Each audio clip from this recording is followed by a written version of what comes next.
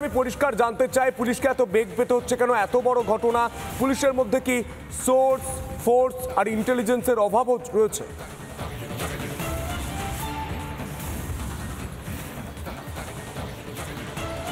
দেখো, তোমাকে বলে রাখবো, আমার সহকর্মী রুমকি যেটা বললো যে এই ট্যাংরা শিললেনে যে তিনজনের মৃতদেহ পাওয়া গেছে তার মধ্যে অন্যতম একজন রমি দে। সেই রমি দের বাবা স্বপন কুমার ব্যানার্জি তার অভিযোগের ভিত্তিতে ট্যাংরা থানা খুনের মামলা রুজু করেছে।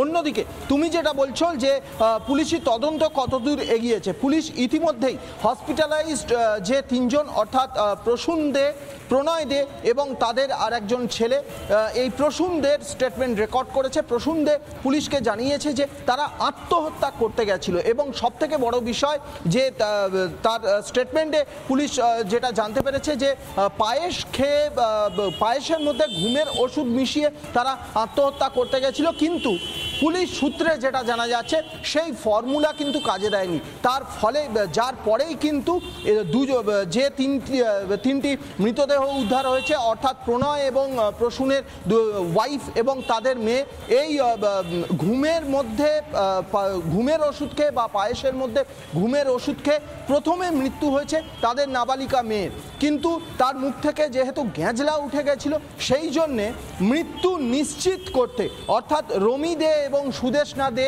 তাদের মৃত্যু নিশ্চিত করতে তাদের হাত কাটা হয়েছিল এবং গলা কাটা হয়েছিল, তারা কেটেছিল। এটা প্রসূন দে স্টেটমেন্টে জানিয়েছে বা পুলিশ সূত্রে যেটা জানা যাচ্ছে। কিন্তু প্রশ্ন একটাই, মৃতদেহ তিনটে আলাদা আলাদা ঘরে কেন? এই জায়গাতেই প্রশ্ন।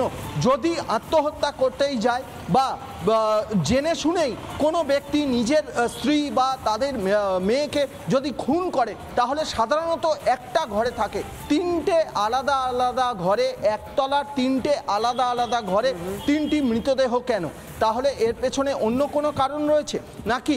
এর পাশাপাশি পুলিশ আরও যেটা জানার চেষ্টা করছে যে এই যে গাড়িটি শিললেনের ওই বাড়ি থেকে বেরোতে দেখা গেছিল রাত 12:53 নাগাদ, সেই বাড়িটি মেট্রো পিলারে অভিষিক্তার কাছে ধাক্কা মারলো 3:30 নাগাদ।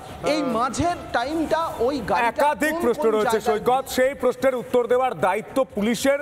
পুলিশ তদন্ত করছে, তারা বলছেন ময়না তদন্ত রিপোর্ট সামনে আসার পর তারা পুরোটা পরিষ্কার করে বলতে পারবেন। সেদিকে অবশ্যই আমাদের নজর থাকবে সৈকত। রুমকি, তোমাকেও ধন্যবাদ। সৈকত, তোমাকেও ধন্যবাদ। এই খবরের দিকে অবশ্যই আমাদের নজর থাকবে, আমরা শোনানোর চেষ্টা করবো। আমরা কথা বলেছিলাম প্রাক্তন পুলিশ কর্তা দেবাশিস ধরের সঙ্গে, তিনি ঠিক কিভাবে বলছেন, কি দেখছেন, কি মনে করছেন, শুনবো।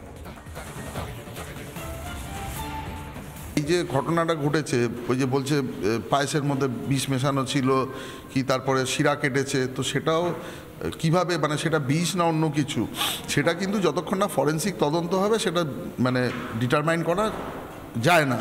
আর 2 নম্বর কথা, ইনজুরিগুলিও সেলফ ইনফ্লিক্টেড কিনা, মানে নিজেকে করেছে না বাইরে থেকে কেউ আঘাত করেছে, সেটার ওপরও কিন্তু বিশেষজ্ঞ ওপিনিয়ন দেয়। বিষ বা ঘুমের ওষুধ খেয়ে যদি আমি অচেতন হয়ে যাই তাহলে সেক্ষেত্রে আমি কি করে নিচে গেলাম, এক্স্যাক্টলি কী কারণে এই ঘটনা ঘটতে পারে, মোটিভ, যদি আত্মহত্যা করার চেষ্টা করে কেন, আর সঙ্গে যদি কেউ মার্ডার করে যদি ইন্টেনশন থাকে বা হয়তো করেছে কেন, তো এই দুটো জিনিসকে ভালো করে যতক্ষণ না মানে বিবেচনা করা যাচ্ছে, বিশ্লেষণ করা যাচ্ছে, আমার মনে হয় এই তথ্যটা মানে weather it is a suicide or murder এখনই বলার মতো জায়গায় আসেনি।